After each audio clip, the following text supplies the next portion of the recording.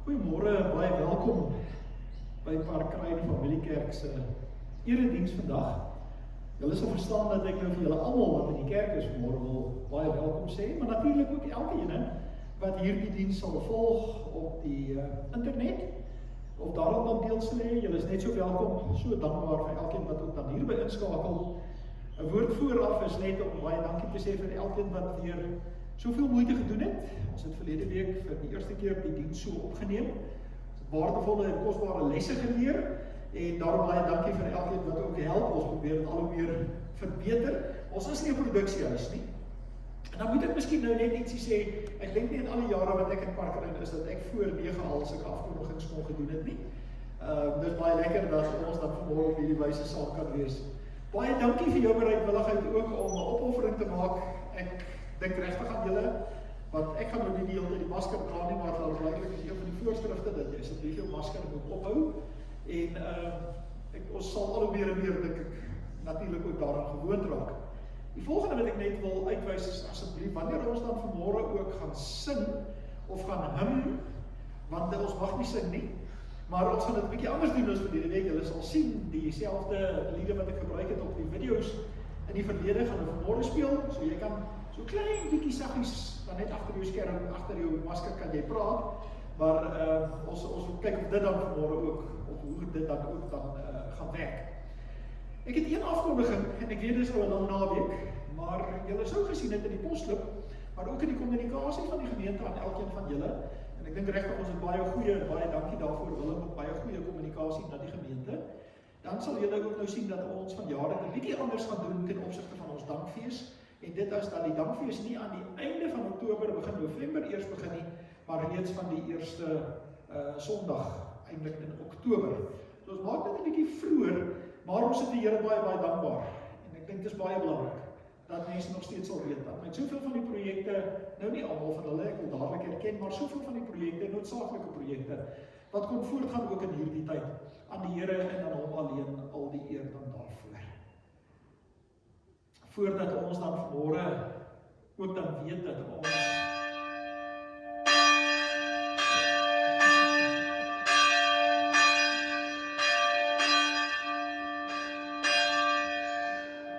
ek wou sê voordat ons met die erediens begin, en ek is seker al van die klok gaan lui en toe lui ek, dit is telepatie. So, ons is in die Here se teenwoordigheid, ons het die groot voorreg om dan ook vanmôre so saam te wees. Het sy in die kerk of by jou huis of waar jy ook al na hierdie erediens kyk. Kom ons word stil voor die Here, ons sê vir baie dankie dat ons op hierdie wyse ook dan saam kan wees. Ons goeie Here en ons Vader, baie dankie dat ons vanmôre ook aan U die eer kan gee, die erkenning kan gee, dat U die God is wat by ons lewens betrokke is. Wat vir ons die geleentheid moontlik maak om in 'n erediens, of dit hier in die kerk is, of waar dit ook al selfs in die wêreld is, dat ons in U goddelike teenwoordigheid saam kan wees. En baie belangrik dan, Here, dat ons ook kan weet dat U die God is wat daar saam met ons is. U is die alomteenwoordige God. Die God wat vir ons seën en wat vir ons dan ook so hoog eer dat ons in U teenwoordigheid kan wees. En daarom wil ons vir U vra dat U asseblief ook vanmôre ons erediens sal seën, dat ons werklik waar soos wat Psalm 19 dan ook sê, dat wat hier gebeur vir U aanneemlik sal wees. Maar ook dat dit vir ons weer 'n goeie en 'n groeiende ervaring sal wees. Om dan ook te kan weet dat U die God is wat vir ons elkeen steeds wil toerus, vir ons wil help en vir ons wil lei, en vir ons elkeen wil gebruik in hierdie wêreld. Tot U eer, tot U verheerliking alleen. En as ons hierdie dinge bid, baie dankie dat ons dit alles in Jesus se naam van U mag bid. Amen. Geliefdes, ek groet jou in die naam van die Vader en die Seun en die Heilige Gees, wat vir ons genade en vrede en vreugde in oorvloed skenk.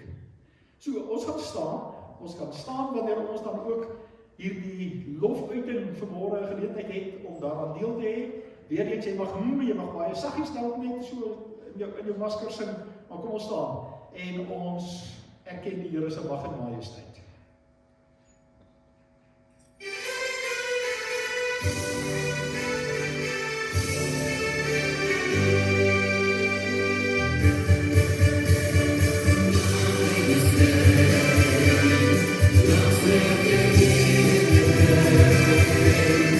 What's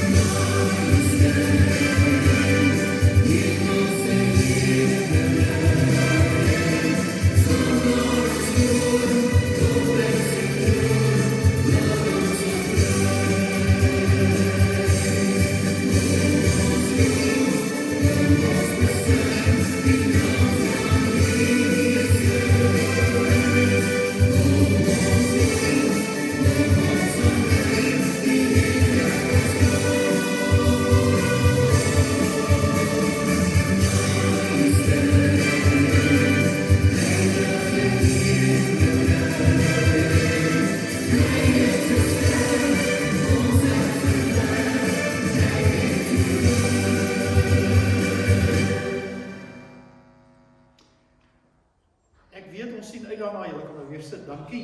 Ek weet ons sien uit daarna na die dag wat ons weer kan saam sing. Ek staan nou net terwyl ek hierdie pragtige woorde en hierdie musiek en alles wat daarmee saam is so baie geniet. Ek dink ek is nou my lekkertjie by jou huis is, want jy kon nou saam sing. So die wat hierdie video kyk, as jy nou nie saam gesing het nie, speel hom terug en dan kan jy maar saam sing. Maar ons sien uit daarna, die dag gaan weer gebeur wanneer ons dan ook die Here se lof kan besing. Ons wil nou asseblief dan vir die kinders die geleentheid gee, as hulle wil saal toe gaan vir die kinderbediening en wie net die gereël het, baie dankie daarvoor. So vir julle ouens asseblief baie mooi vra julle moet maar na vore toe kom en by hierdie deur uitgaan, ons moet maar by die voorskrifte hou. So julle kan hier voor oor die verhoog kom loop, julle is welkom.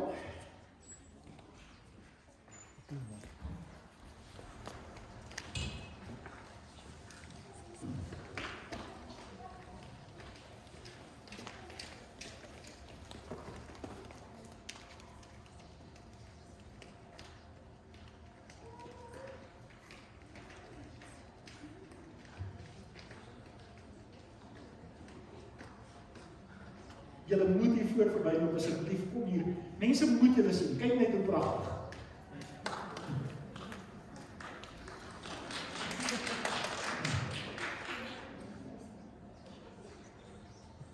Hierdie man kan nou nie verstaan dat julle vir maande klap aan, maar hy moet nou konsentreer om by die trap af te kom, praat, uitstekend. Ek wil vir Chris die geleentheid gee om ons asseblief 'n lied te speel, iets op die orgel te speel. Dit is 'n geleentheid van toewyding wat ons voor die Here so kan stil word. En Chris, baie dankie ook vir jou aandeel in ons diens vanmôre.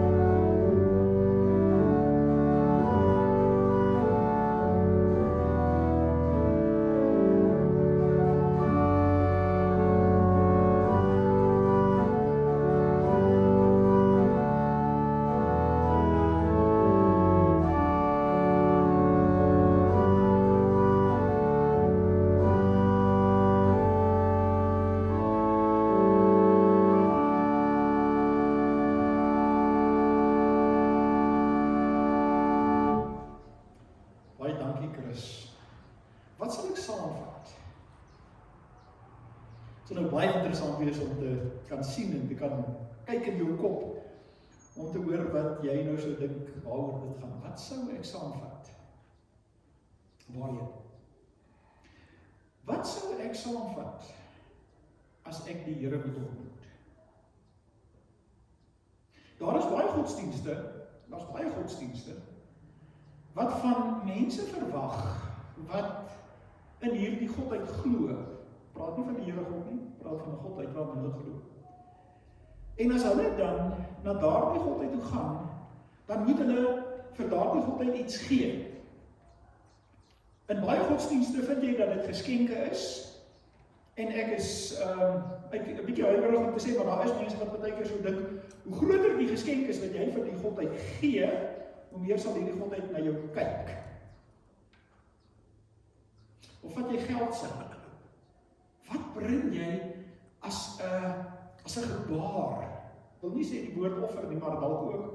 Wat bring jy, wat offer jy op wanneer jy na hierdie godheid toe kom? Ons kry dit veral in die Afrika godsdienste, en daarom is dit baie interessant dat die Latynse uitdrukking douud des, net 3 woorde, douud des, ek gee en jy gee, is 'n benadering wat mense het. So as ons dit met mekaar deel, wat sou ons, ek kan onthou, toe ek 'n tiener op skool was, Was daar 'n Halleluja lied wat my altyd opgeval het. En dit was, wie van julle kan die lied onthou, moet ek gaan met Leande? Moet ek gaan met Leande, so lekker wals melodie. Moet ek gaan met Leande, moet ek so my Here ontmoet. Nie een siel gelei na Jesus, niks te offer aan sy voet. Oor die jare van verkwisting, ek gaan nie die lied vir julle sing, ons mag nie sing, nee, kan nie vir ons sing. Maar moet ek gaan met leë hande na God toe? Die profeet Micha het 'n soortgelyke situasie gehad, en daarom in Micha 6 sê hy, wat sal ek saamvat as ek na die Here toe gaan, as ek voor die hoë God gaan kniel?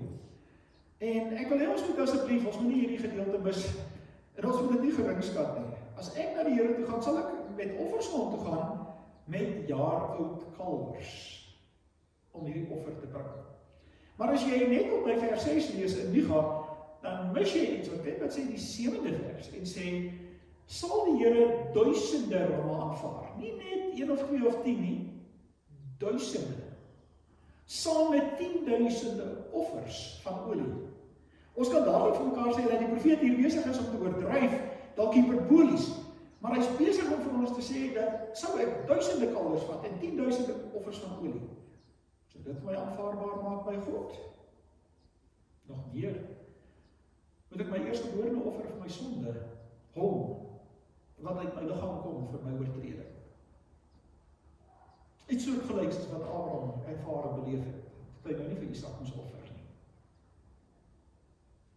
Wat is dit wat ek en jy vir God kan aanbied, dat ons by hom aanvaarbaar is?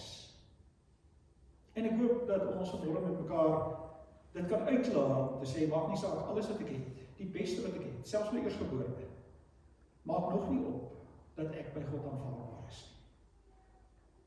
Daar was 'n teoloog, sekerlik die grootste, ek dink nie daar's onduidelikheid daaroor nie, maar seker die grootste teoloog van die vorige eeu was Karl Barth.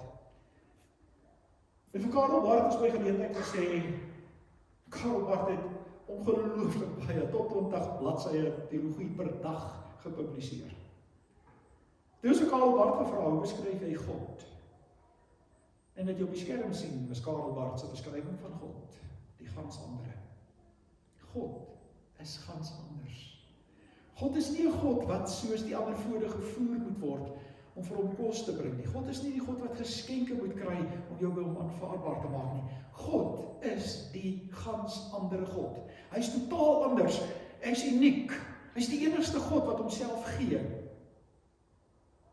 En dis hierdie God, in wie se teenwoordigheid ek en jy vanmôre is, om te kan weet, net soos wat ons is, net daar waar ek is, hoe ek is hierdie God voor wie ek kan verskyn. Broers en susters, as dominees woon ons baie keer kursusse by, en dan word daar baie keer die vraag gevra, veral wanneer dit oor prediking gaan. Het ek meer as een keer in my lewe gehoor dat die kursusleier gesê het, as jy een preek oor het, een preek in jou lewe oor het, wat sal jy preek? Nou, dank die Here daarvoor, vir 35 jaar het ek nog nooit hierdie situasie gehad. Ek hoor baie keer van mense wat sê, ek weet nie waaroor om te preek nie, my probleem is ek weet nie wat moet ek uitlos nie, maar die Here is my baie goed daarin, dat dit die voorreg het om sy woord te kan bring. En miskien moet jy vanmôre 2 keer daaroor dink, as ek dan sê, as ek een preek oor het in my lewe, so Psalm 102 daardie preek is. Ek weet nie of jy Psalm 102 ken nie, maar ek wil hê, jy moet asseblief in die Bybel saam met my blaai na Psalm 102. Weet jy die kwalifikasie vanmôre hierby? Ek weet, ek doen die Psalm onreg aan, ons sal net die eerste 12 verse lees, die res gaan ek vir julle preek, maar lees asseblief die Psalm rustig in totaliteit. Maar ek is nie besig om een stukkie vanmôre te oordryf om te sê, sou dit my laaste preek in my lewe wees, of die enigste preek wat ek ooit weer kan preek, is dit hierdie preek. Psalm 100, of is dit hierdie tekstgedeelte? Julle weet dat ons in die gemeente, ek het nog altyd ek geniet die ervaring om in 'n week deur die Gees gelei te word na 'n teks toe. En daarom het ons nie, het volg ons nie 'n leesrooster nie, en daar's niks mee verkeerd nie. Dit is regtig waar, dit werk net nie. Vir my rondom leesrooster en tekste wat vooruit bepaal is nie. En Psalm 102 is ek met jou ietsie kan deel van wat ook my eie ervaring hier rondom is. Maar dit gaan nie oor my nie, dit gaan nie oor jou nie, dit gaan nie oor mens nie. Daarom voordat ons uit Psalm 102 vanmôre lees, hierdie is 'n fenominale psalm oor God. Mooi, as baie ander psalms wat ek al in my lewe gelees het. Voordat ons saam lees, kom ons vra dat die Here vir ons seën, ons bid saam. Dankie Here dat ons as u kinders aan die voete kan sit vanmôre om te luister wat u vir ons elkeen wil sê. En baie dankie dat u self aan ons openbaar. En onder andere word ons dan ook vanmôre weer bederf deur hierdie groot voorreg om verder van u te kan leer. Dankie Here vir die woord en dankie in besonder ook vir die psalms en dan ook Psalm 102. Wat een van die heel eerlikste psalms is wat ons in die Bybel kry. Maar een van die psalms wat die meeste ook van u sê. Daarom wil ons vra dat u asseblief vir ons elkeen wat na hierdie preek vandag dan luister, dat u vir ons daarin sal help, dat ons dan ook in ons geestelike lewe kan groei en kan weet en weer besef dat u die gans ander God ons God is, dat ons in u kan glo, dat u dit vir ons moontlik maak om vrye toegang tot u te hê. Seën vir ons asseblief Here, dit bid ons vanmôre in die naam van die Vader en die Seun en die Heilige Gees. Amen. Nou voordat ek Psalm 102 se eerste vers lees, wil ek as jy dalk nie 'n Bybel by jou het nie, dat jy net sien wat staan in die eerste vers. Psalm 102 is 'n gebed van 'n hulpelose. 'n Hulpelose wanneer dit met hom sleg gaan. En sy klagte voor God uitstort. Dis die inleiding.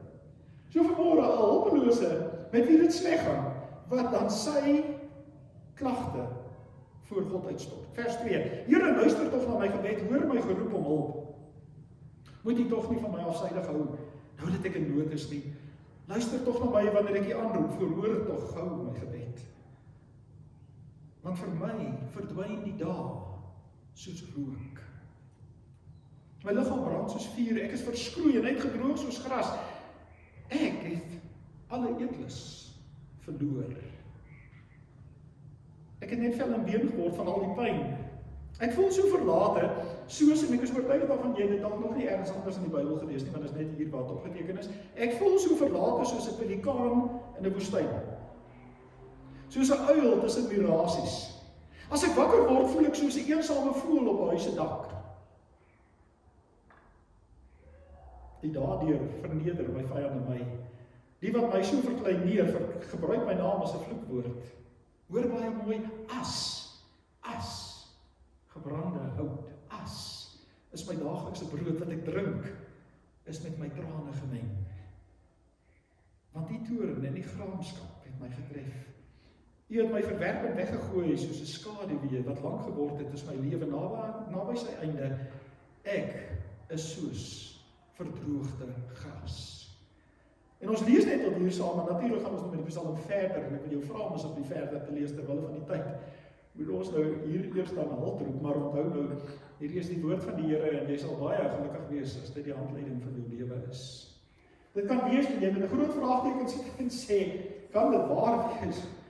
Psalm 102, wat word hier vir ons beskryf? Hier is iemand met wie dit sleg gaan, met wie dit baie sleg gaan. Hier is iemand wat amper soos 'n Job in 'n situasie sit, en dit lyk, as ons verder in die Psalm nou gaan kyk, dan lyk dit asof dit nou in die ballingskapsperiode of daarna is, wanneer die tempel afgebreek is, wanneer die volk verslaan is, want baie van hulle nie eens meer in hulle eie land is nie. Hierdie persoon sê, dit gaan met my baie sleg. Maar ek dink wat baie belangrik is dat hierdie persoon baie eerlik met God is. Hierdie persoon sê, ek het nie meer baie krag oor nie. Ek voel nou, ek is baie naby aan die einde. En daarom hierdie hulp geroep, Here, help en help asseblief tog gou. Wat is dit wat dan vir hierdie persoon, vir hierdie digter, dan duidelik word in die res van hierdie Psalm? En hier is die punt, waarheen ek vanmôre ook.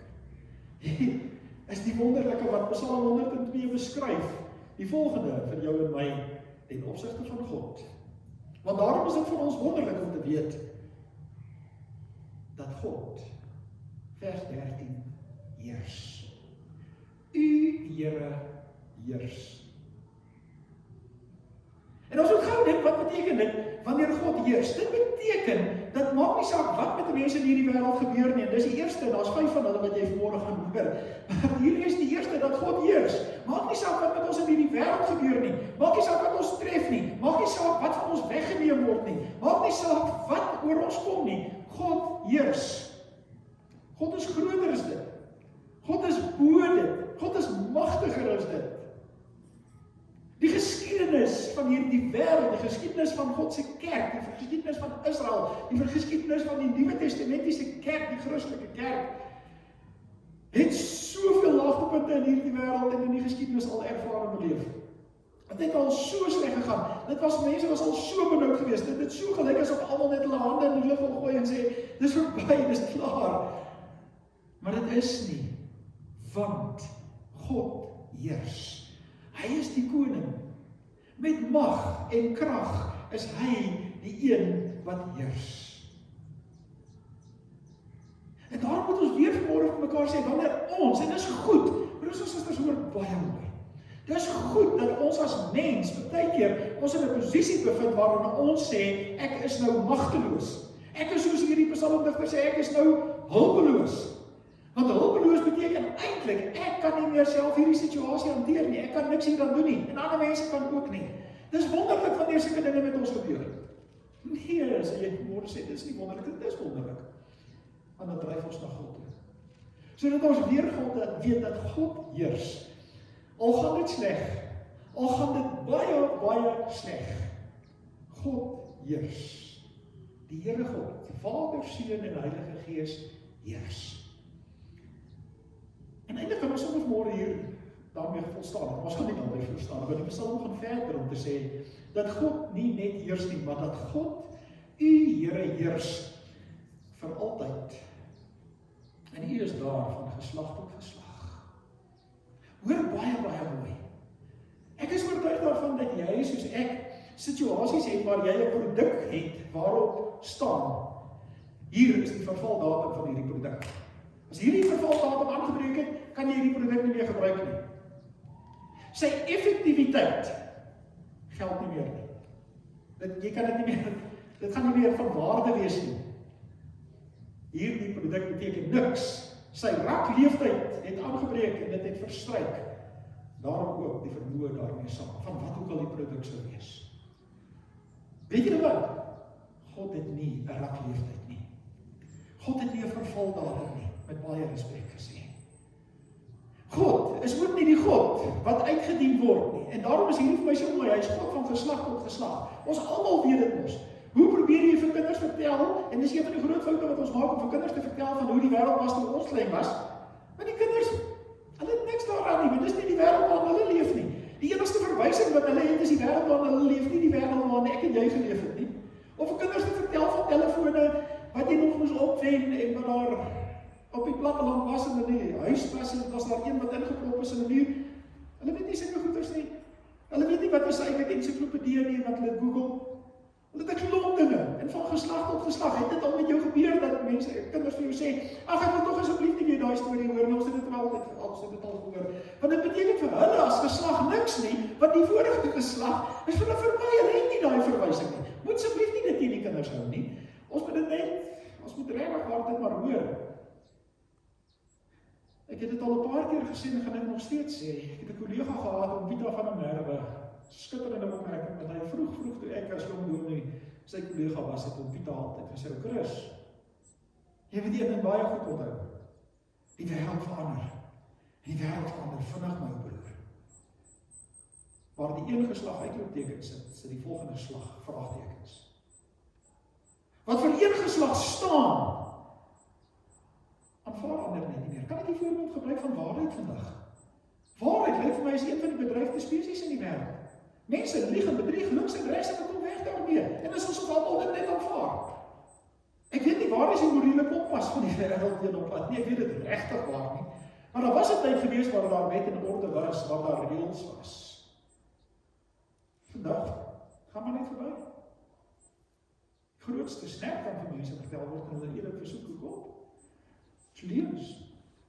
Ons moet altyd onwillekeurig dink, as Johannes 8 as ek reg het, waar Jesus sê, die duiwel is die vader van die lewe. Hy sê nie, hy is die vader van die lewe. Jesus sê, ek is die weg, die waarheid en die lewe. Ek is die weg, die waarheid en die lewe, Johannes 14 vers 6. Teenoor waarheid. Wat is 'n waarheid? Enige van julle wat filosofie studeer het, sou geweet het. Filosofie vra altyd die vraag, wat is 'n objektiewe waarheid? Wat is 'n objektiewe waarheid? Of is alle waarhede subjektiewe waarhede? Ek wil nou nie te veel daarop ingaan nie. Maar wat is objektiewe waarheid? Vir jou en my, as Christen, as kind van die Here, is God die onveranderlike God. God wat van geslag tot geslag daar is. Jy weet, ek beny in 'n sekere sin die Jode. Regtig ek beny die Jode. Die Jode het 'n manier dat wanneer hulle feeste hou, wanneer hulle godsdienstige feeste hou, Yom Kippur, Rosh Hashanah, hulle nuwejaarsfees, die Purimfees, hoeveel van die feeste wat hulle hou, dan sit hulle as familie rondom 'n tafel, en dan sit hulle om 'n tafel, en weet julle wat gebeur, die oudste kind, is gewoonlik sy of haar verantwoordelikheid, en as daardie kind dit nie daardie geleentheid doen nie, dan vra jy van die ander kinders, pa en ma, waarom vier ons hierdie fees? En voordat daar geëet word en fees gevier word, dan vertel die ouers vir hulle kinders waarom hierdie fees gevier word. Daarom kry jy nie Joodse kindjies wat nie weet wat hulle feeste beteken nie. Daarom kry jy nie Joodse ouers wat nie vir hulle kinders kan antwoord nie. En dis een van die grootste gemiste, tekortkoming wat ons in die Christelike kerk het, is dat ons kinders nie gereeld hierdie vraag vra, en dat ons nie gereeld vir hulle dit vertel nie. Dit is nie te laat om te begin nie. Maar God is die God van geslag tot geslag. God is nie oudtyds nie.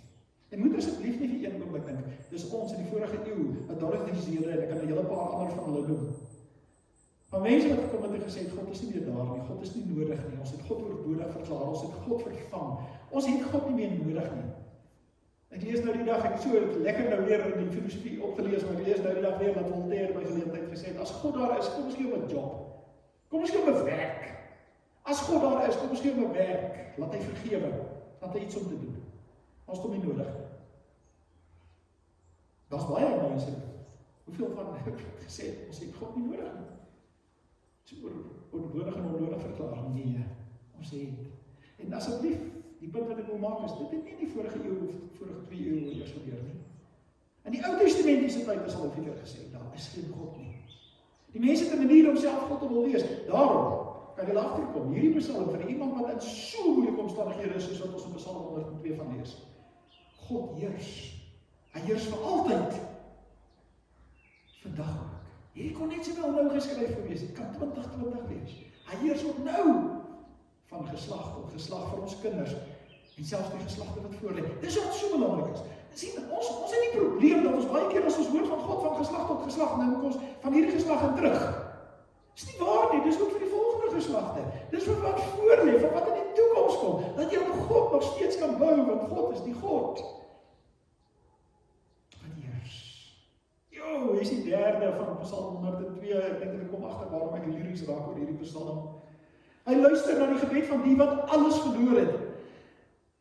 Hy sal hulle gebed nie verag nie. Sien, ons het ons in hierdie wêreld met ons verskillende range en klasse en groepe. As jy by partytjies kom, en ek het maar elke keer die voorbeeld gebruik van in Hollywood, dan het jy A-listers.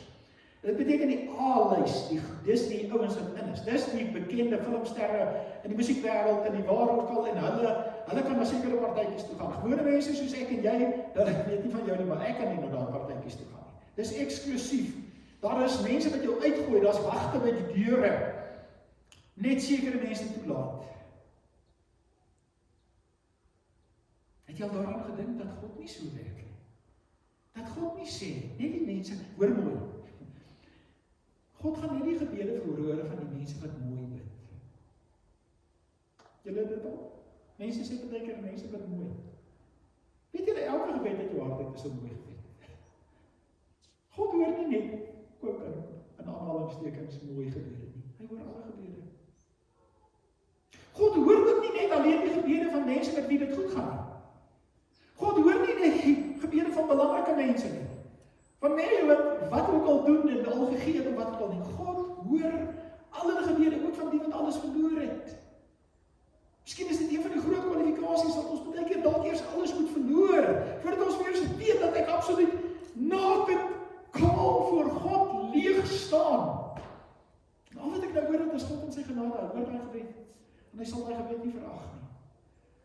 'n fenominale boodskap vir ons nie?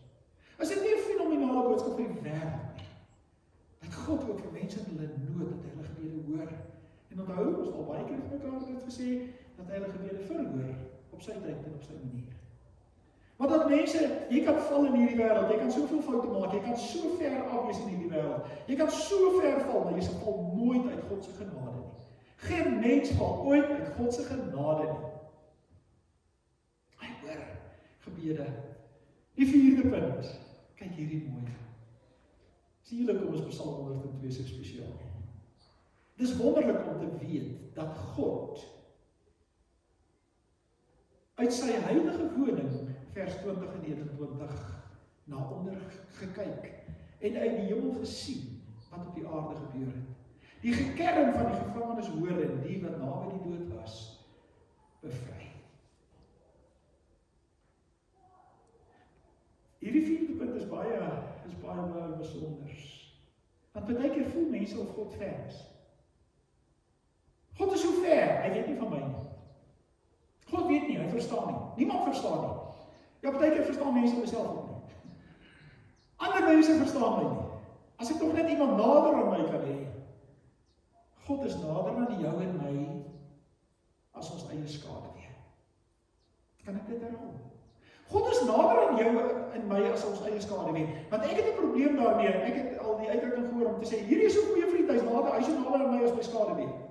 Ek wil nie so 'n vriend hê nie. Ek wil nie so God hê nie. Hoekom wil ek nie so 'n vriend hê nie? Hoekom wil ek nie so God hê nie? Want 'n skaduwee is net daar wanneer daar lig is.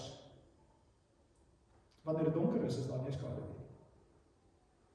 So die uitdrukking is seker baie mooi bedoel, maar dis nie waar nie. Wanneer God deur sy Gees in ons woon, is hierdie 'n God wat in die 4de punt van môre in die hemel woon. Maar hy's nie afsydig nie. En hy's nie onaangeraak nie, en hy's nie onsensitief nie. Die mooi groot Afrikaanse woord wat ons daarvoor het, God is barmhartig. God dink aan ons in ons omstandighede. Vanuit die hemelse heerlikheid waarin hy is, kyk hy neer en hy sien wat op aarde aangaan. Broers en susters, en dit moet vir ons 'n fenominale troos wees, dat God weet wat in hierdie wêreld aangaan. Ons hoef nie vir God 'n e-pos te stuur nie. Ons hoef nie vir God 'n video te maak nie. Ons hoef nie vir hom boodskappe te stuur nie. Ons hoef nie vir hom 'n SOS nie. Ons hoef ook nie 'n morsekode vir hom 'n boodskap te stuur. Ek probeer nou al die goeders gebruik, maar die kommunikasie met middel van mense was veral in 'n oorlogssituasie dalk ook.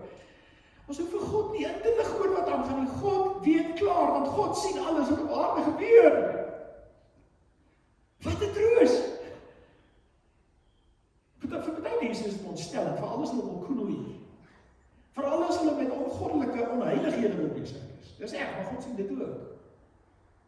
Maar hy kyk uit die hemel en hy sien wat op aarde gebeur en hy hoor die gekerm van gevangenes. Van mense wat geen status het nie. Die gevangenes in hierdie geval is slawe. Hulle het geen sosiale stand in hierdie wêreld. God hoor dit. Die wat naby die dood is, bevry hy. Die grootste bevryding het gekom toe sy seun aan die kruis gesterf het. Maar hy kom opgestaan. En elke een wat na hierdie video kyk, en hierdie my almal in die kerk sal weet, daar die sirkel wat in die middel van hierdie kruis is, simboliseer die oop graf. Die oop graf is belangriker as die kruis. Kan ek dit weer sê? Die oop graf is belangriker as die kruis. Want dit help sou nie gehelp het as Jesus net gesterf het vir 'n saak. Baie mense het vir baie dinge gesterf in die wêreld. En baie van hulle sake het saam met hulle gesterf, maar Jesus het opgestaan. En daarom weet God, hy sien wat in hierdie wêreld gebeur.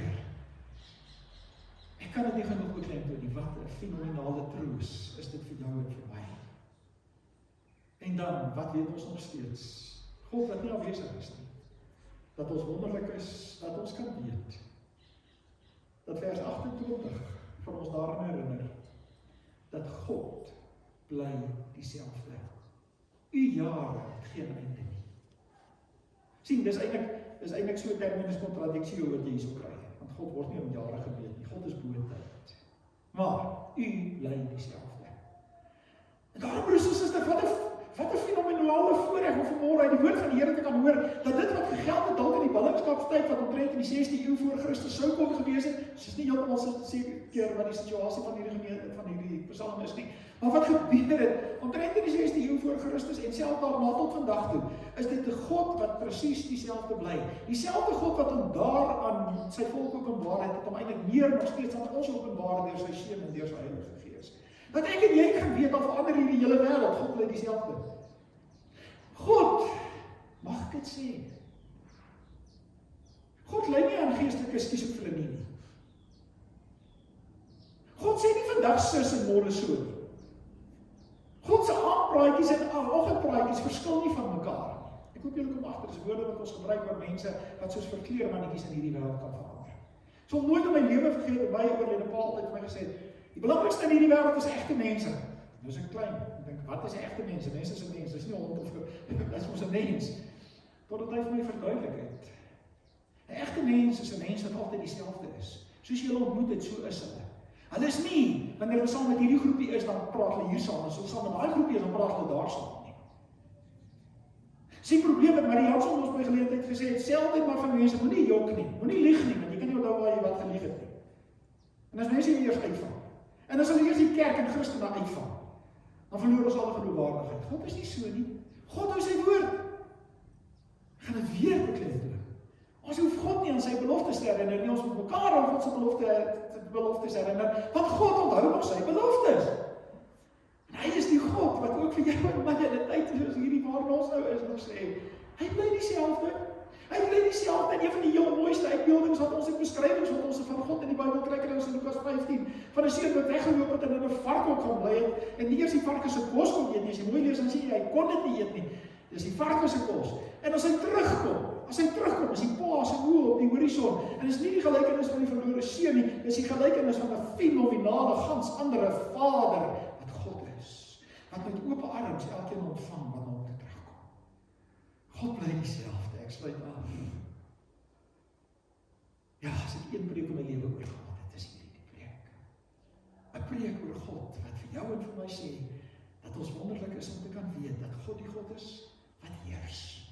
As jy hier uitstap en weet, ek en jy is op heilige grond, want God heers in hierdie wêreld. En wat in hierdie wêreld gebeur en wat baie keer vir ons baie kan ontstel, weet, daar's 'n ewigheidsperspektief saam met God. Dis 'n God wat heers. Dis 'n God wat vir altyd en ewig heers. Nie net in sekere omstandighede nie net in sekere tye nie. Hy is die God wat al ons gebede verhoor, elke gebed wat ek en jy bid. Dis hierdie God wat dit hoor. En elkeen wag tot hom bid.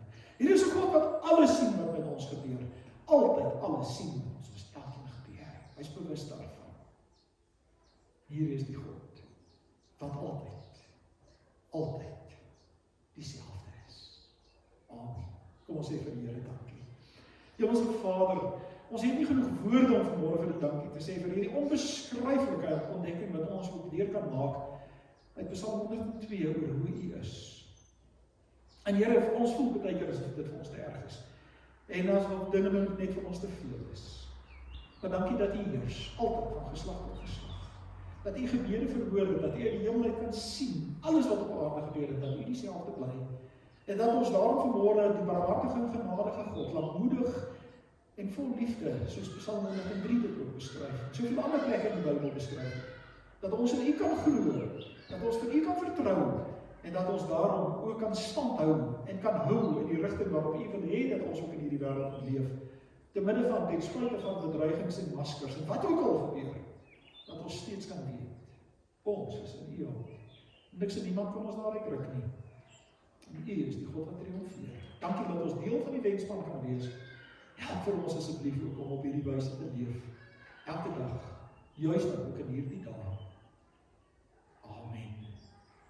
Ons gaan afsluit met 'n lied. Ek gaan vra dat jy asseblief staan. En dan bly staan, want ek sal daarna dan ook die seën uitspreek en vra dat asseblief almal in die kerk hier gaan. Die kollekte word hier by die deur opgeneem. Kom ons staan. En ons neem deel, al is dit net deur gehim aan ons slotlied.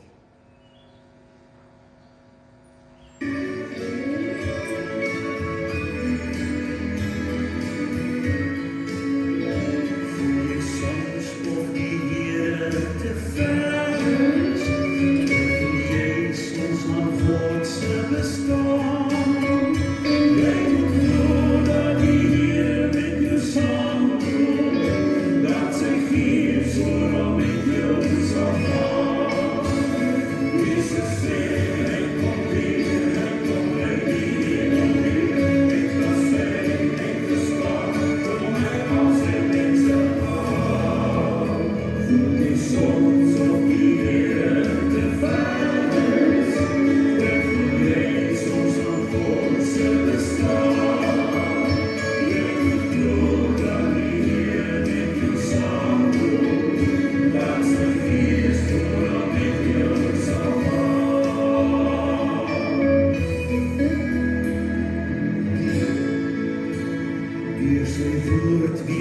Jesus gaan terugkeer na die wêreld met alles daarin.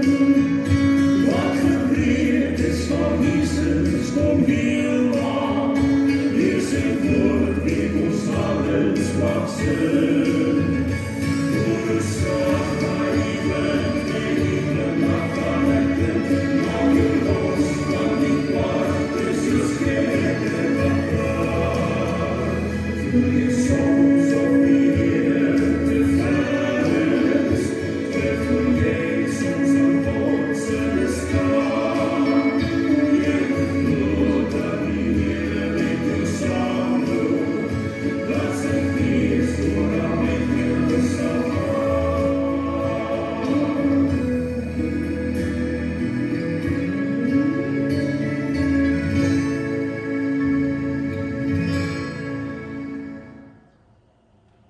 God, wat altyd dieselfde is, stuur vir jou en my in hierdie wêreld en hy seën ons en sê dat die genade van die Here Jesus Christus en die liefde van God die Vader en die wonderwerk van die Heilige Gees met ons elkeen sal wees en sal bly tot ons Here en Koning ons eendag weer kom haal.